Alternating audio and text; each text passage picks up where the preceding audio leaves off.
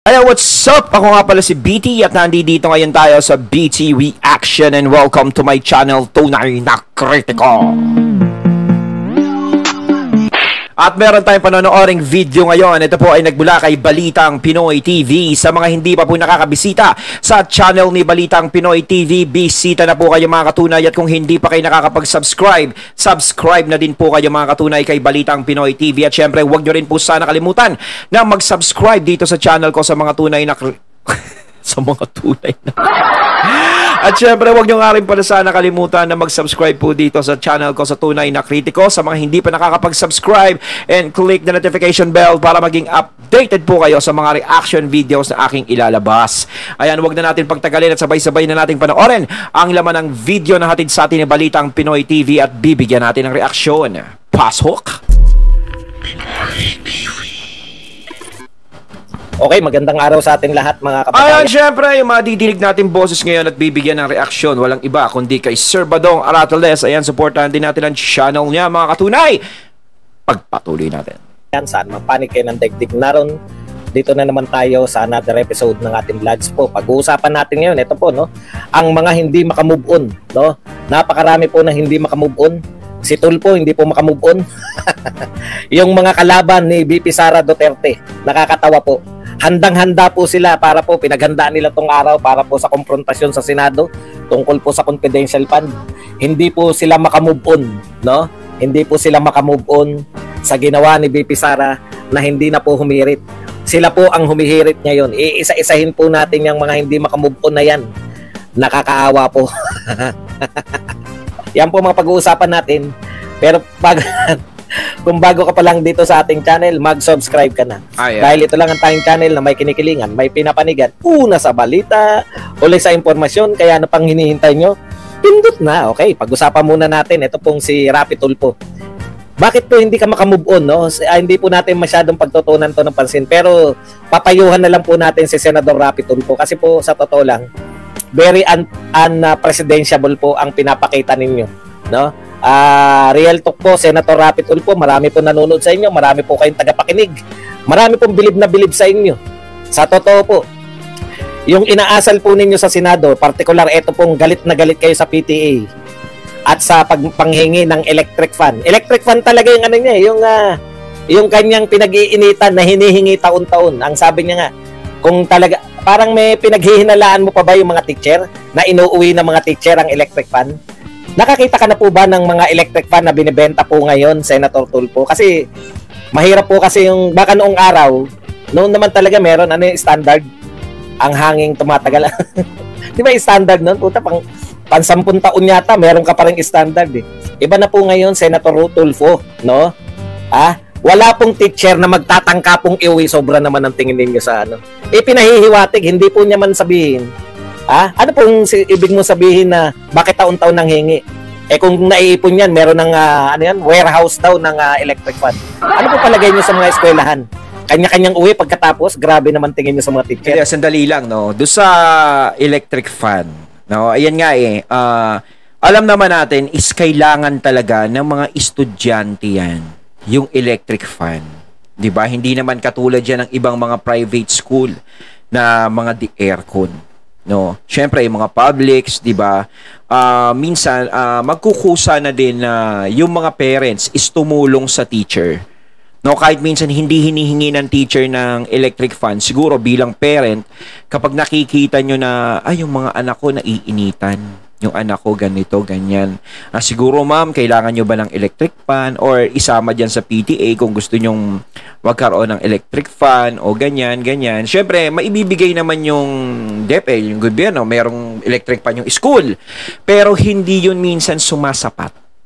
No, kung magbibigay lang yun, 2, diba? Minsan isa. Siyempre, sa teacher yung isa. Unawa natin yan dahil ang teacher, no, talagang nagtuturo yan. Kailangan maging maginhawa ang pakiramdam niya. No, para laging nasa mood. Mahirap magturo o mag-ano sa mga estudyante, lalo't makukulit. Na ikaw ay naiinitan, ganto, baka lalong uminit ang ulo mo. Mas maganda yung cool na cool ka lang.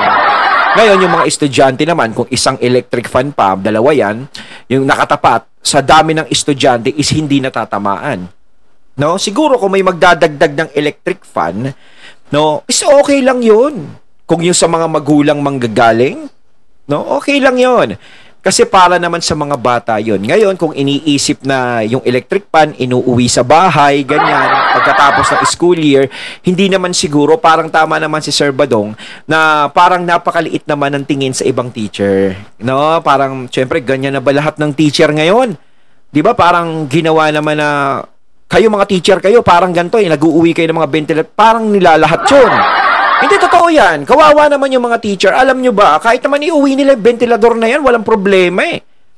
No? Kasi kung binigay ng mga magulang yan o iuwi niya tapos humingi siya sa susunod na pasukan, wala namang problema eh.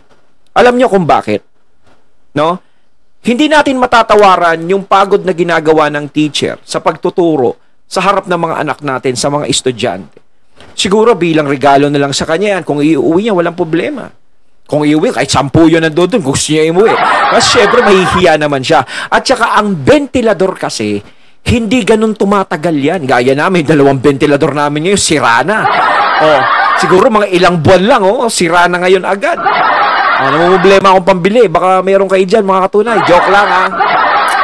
Ayun, hindi ganun tumatagal yun. No? Kaya minsan talagang magpapalit ka ganto, ganyan. Tapos sa isang taon, hindi mo alam, hindi ganun katibay. Hindi kasi katulad talaga ng ibang mga private school na talagang mga fix na, talagang kasama na sa bayad yung mga aircon doon. No? Okay naman si Senator Rapi Tulfo, alam natin marami siyang natutulungang mga tao. No, diyan ako believe kay Senator. Saludo ako, pero yung may mga bagay siya na X ng konti na galaw, medyo nai-exad siya ng konti eh. 'Di ba? Sana alam ko Senator Rapi talagang matalino ka, idol kita eh. No, kahit mayroong mga ano sa iyo kasi bumibilib ako sa ginagawa mong pagtulong dun sa mga mahihirap na tao, lalo na yung mga taong walang laban na magkaroon ng boses at ipaglaban yung karapatan nila. Doon ako bumibilib kay Senator Rapi talaga. Pero yung ganito na mga klase na lumalabas na issue na medyo saliwa is medyo Senator Rapi, sorry, no? Medyo kokontrahin natin yan. No? Ito na lang po, para total senador kayo. No? Yan po gawin yung proyekto. Sinabi, napahiya kayo, di ba? Ini-insist nyo na may MOE, ini-insist nyo na lahat pwedeng kaltasin dyan sa MOE. Hindi po only ang MOE, ano sabi ni Pia? Kapos ang budget para sa DepEd. Kaya po may PTA. Para po makatulong yung PTA sa budget. Nga, nakakalungkot po kasi number 1 po kayo bilang presidential sa presidential survey. Nalulungkot po kami kasi paano po pag kayo nanalo. Okay, punta na po tayo rito. Ano pa ba? Yung mga hindi makamove on. Alam niyo po ito pag-usapan po natin. Ito pong mga tumututol sa confidential fund. Parang ang ganda ng projection nila sa tao, di ba? Sila nakakakuha sila talaga ng simpatya eh. Mahirap na ang Pilipinas, may mga confidential fund pala, 'di ba? Parang para saan ba 'yan? 'Di ba? Kala mo sila yung hero pa, no? Kung sa biglang tingin, parang ang gagaling naman ng mga 'to, na-expose nila yung mga confidential fund. Tapos gusto nilang matigil. 'Yun yung purpose nyo, 'di ba? Kayo pong mga tumututol sa confidential fund. Ano po ang purpose ninyo ng lahat ng ito? Lahat ng usapin sa confidential fund para saan? Para ipatigil ninyo yung confidential fund. Yun naman po yung gusto ninyo, di po ba? Yun po yung pinapaalam ninyo sa tao na itigil na tong confidential fund na to. Yun yung sinasabi yung kagustuhan ninyo. Kasi actually, hindi naman sila pwede talaga magreklamo sa may mga confidential fund. Kasi pag nireklamo nyo yan, lalabas na legal ang confidential fund. Kaya nga ang reklamo ninyo, may reklamo na kayo sa Supreme Court, si Labari. Ang reklamo lang nila yung 125 million, hindi po yung confidential fund per se, di ba? Hindi po yung confidential fund mismo. Kung hindi yung 125 million na confidential fund ni Sara Duterte. Okay. Tapos handang-handa po sila. Lahat ng atake nila nakahanda na po 'yan. Kampanya po 'yan yung confidential laban sa confidential fund. May malaking hassle, hindi na po uso placard ngayon, yung tarpaulin na. Malaki po yung tarpaulin nila na no to confidential fund. Kita po natin yan, may siguro mga 20 yung nag-rally.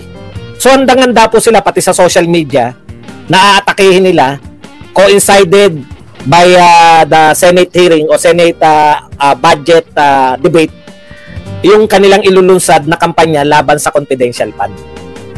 No? So, iisa-isahin nila. Baka nagpe-print na sila ng mga bahagi yan, yung mga in-expose nila. Ito yung mga senador na gustong ibalik yung confidential fund na tinanggal na sa Kongreso. Di ba? O, di, siyempre, ganun yung tema nila, no? Lalabanan natin to, napakasama nito. No? Ang purpose lang namin, mabubuting tao kami. Ang purpose lang naman namin ay mapigilan yung confidential fund. Di ba? Ganyan yung drama nila eh. At the same time, nagpapakabait sila. Pero dahil sa brilliant move ni Andre Brillantes, sorry. Nasisingit lang si Andre Brillantes. Dahil sa brilliant move ni Inday Sara Duterte,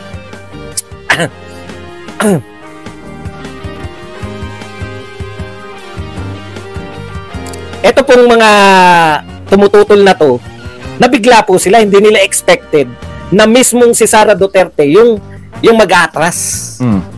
Hindi ngayon nila alam yung gagawin. Paano yung mga nakahanda namin? Nataranta sila ngayon. Kasi handang-handa na sila sa social media, may mga pampost na sila. No? Kaya, yung iba, dahil mahina kokote, tinuloy pa rin yung atake sa confidential fund. Okay, kaya, dapat, ang reaction mo, kung ikaw ay para lang talaga matanggal yung confidential fund, yung reaction ng Pimentel.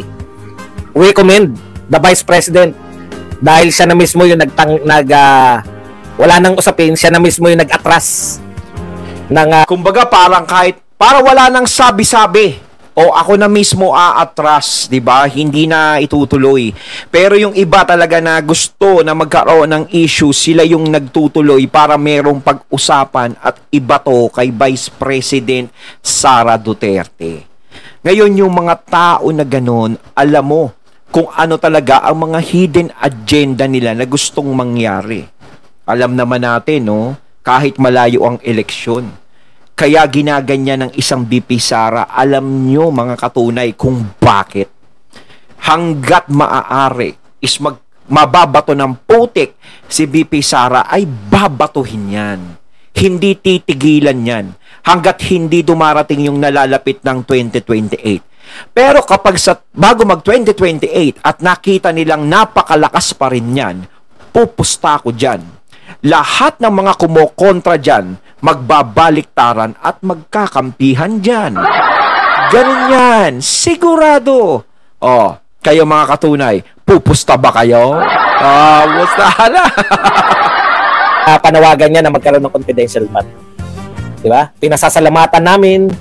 Nagpapasalamat kami. Dapat lahat ng nananawagan, kung matino kayong mga tao, dapat lahat ng nananawagan na mawala yung confidential fund, magpasalamat kayo kay VP Inday Sara Duterte. Kasi yan Kung matino kayong tao. Kasi, nanalo kayo eh. Pinagbigyan na kayo. Kinampanyan nyo na sana mawala na yung confidential fund dahil yan ay gagamitin lang sa ibubulsa lang, etc. Tapos, inatras ni Sara Duterte yung confidential fund. Alam nyo, kung matino kayong tao, di ba? Kung ang hangad ninyo ay para sa bayan, ang una nyo dapat gagawin, maraming salamat po, Vice President, yan lang naman talaga yung gusto namin, na mawala yung confidential fund. Di ba? Maraming salamat po at tumugon kayo, yung mabuting yung puso, pinakita ninyo. Maraming salamat po, Sara Duterte, di ba? Pero mukhang hindi, mukhang bad trip pa sila eh. Sara Duterte dahil maiiwasan na po natin yung pagkakahiwa-hiwalay. Sabi mo nga, para yan hindi magkahiwa-hiwalay yung mga Pilipino. Diba? Kung matino kayong tao, ang problema hindi sila matino eh. Inatras na nga yung confidential fund, galit pa rin sila. Ayun, at ating natunghayan ng video na nagmula kay Balitang Pinoy TV at syempre natunghayan din natin ang boses na yon na nagmula kay Sir Badong Aratiles. Ayan mga katunay ha, kay Senator Rapi at dun sa iba na kumukontra sa confidential fund, no? Nagbigay na si VP Sara, pinagbigyan na sila kung ano ang gusto nila para wala ng agrumento, wala ng sama-sama na, di ba? Pero hindi talaga mawala dyan yung mga kumukontra eh. Ako alam ko kung bakit yan. Hindi mawawala yan hanggat hindi lumalapit ang eleksyon. Sigurado yan.